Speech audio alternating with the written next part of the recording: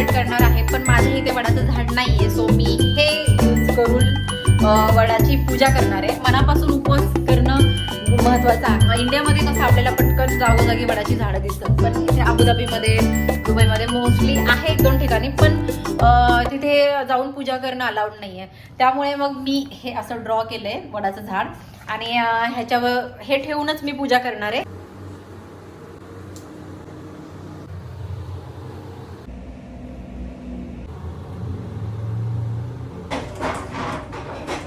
स्वागत आहे तुमचं आजच्या नवीन ब्लॉगमध्ये. तर आज आहे वटपौर्णिमा आणि मी इंडियामध्ये नाहीये. आज मी अबुधाबीमध्येच वटपौर्णिमा सेलिब्रेट करणार आहे.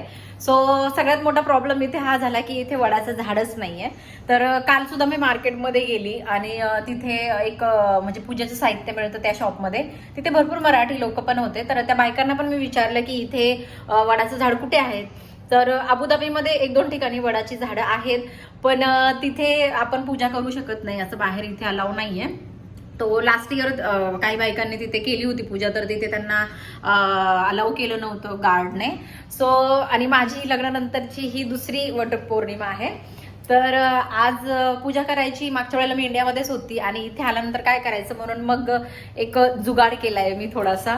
तर इथे काही ऑप्शन नाही आहे, तर मी असं गुगलला सर्च केलं होतं की आपण झाड असं म्हणजे झाडाचं ड्रॉ करून किंवा रांगोळी वगैरे काढून पण आपण करू शकतो. सो मी असं हे वडाचं झाड काढलंय माझ्या हातानेच आता सकाळी. तर आता मी याच्यासमोरच पूजा वगैरे करणार आहे. तर सगळी तयारी झाली आहे आणि मी अशी साडी वगैरे पण नेसली आहे. आणि इथे इतकं ऊन आहे बाहेर, सो म्हटलं आता घरीच आपण ही पूजा करू. तर चला आता पूजाची तयारी करू. आणि सोबतच मी जेवण पण बनवायला घेतलेले. आज मी बनवणार आहे पुरणपोळी. तर सगळी तयारी करून ठेवली, मी तुम्हाला दाखवते. इथे मी आमटी बनवली आहे, सार, राईस, फक्त पोळ्या बनवल्या नाहीये, पीठ मळून ठेवले. पुरण वगैरे मी तयार करून ठेवले. फक्त आता पूजा झाली की मग गरम गरम पोळ्या बनवता येईल म्हणून मग त्यासाठी ठेवले. तर चला आता पूजेची तयारी करूया आपण. तर आता पूजेची ताट तयार करून घेते. त्याच्यासाठी हे खोबरं आणि गूळ लागणार आहे. सगळ्यात महत्त्वाचं धागा, पण मला वाटते धागा माझ्या इथे उपयोगी पडणार नाहीये. सो ते फुलं मी ह्या प्लेटमध्येच घेते. आणि तांदूळ घेतले इथे. हे आहे नारळ, आणि मला हे पीस मिळालं नाही इथे म्हणून मी ह्याचं पीस सारखंच आहे पण ते घेऊन आली होती.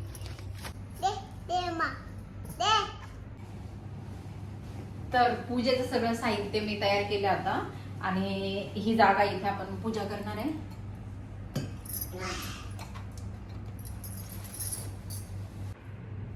तर ह्या पूजेचं मला जास्त काही माहिती नाहीये, पण मागच्या वेळेला थोडी थोडी बघितली, तसं बघून बघूनच करणार आहे. होत का नाही.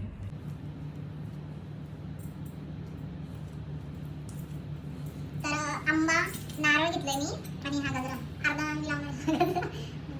तर आता पूजा कशी करायची ते मी मागच्या वेळेला बघितलं, थोडं सिंपल.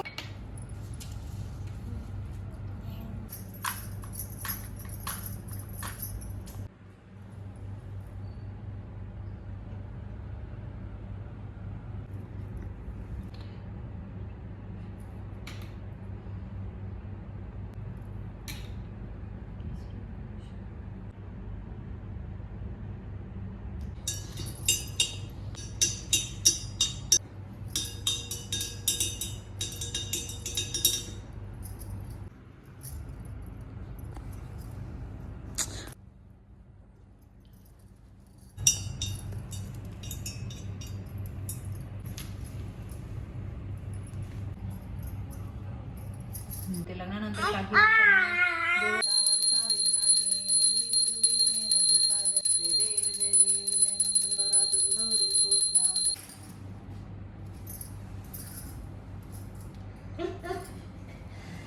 तर माझी पूजा कंप्लीट झाली इथे, आणि अशी तुम्हाला मी व्हिडिओमध्ये दाखवतेच की मी कशी पूजा मांडली. तर हे आहे वडाचं झाड, आणि अशी काही पूजा केली मी.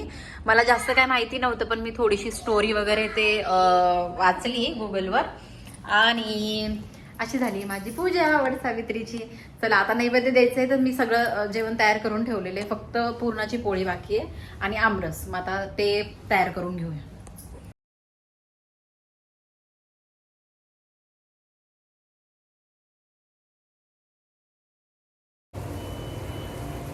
तर इथे पुरणपोळी पण झाली आहे आणि आता नैवेद्य द्यायचा आहे फक्त.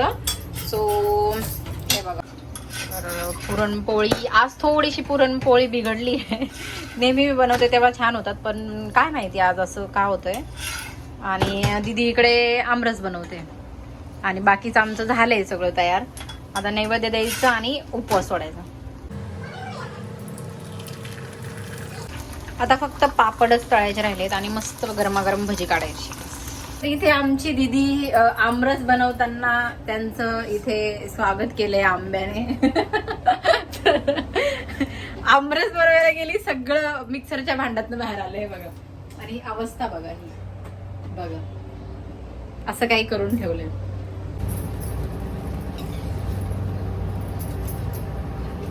ह्या पिशवीमध्ये सगळे पापड कोरड्या भरून ठेवू, कारण ते याच्यामध्ये जर भरून ठेवले ना तर जास्त वेळ टिकतात आणि ते असे नरम होत नाहीत, मऊ पडत नाहीत.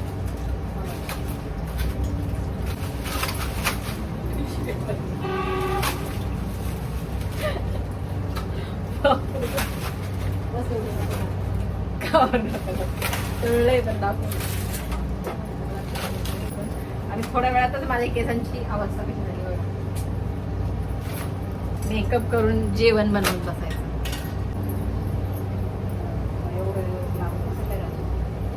तर आता नैवेद्य ठेवायची वेळ झाली. आमचा आमरस बघा कसा झालाय. हे वेगळेच आंबे होते त्याच्यामुळे, पण ठीक आहे. आपल्या इंडियामध्ये किती मस्त आंबे येतात, केशर हापूस, पण इथे नाही. आता जाऊ द्या.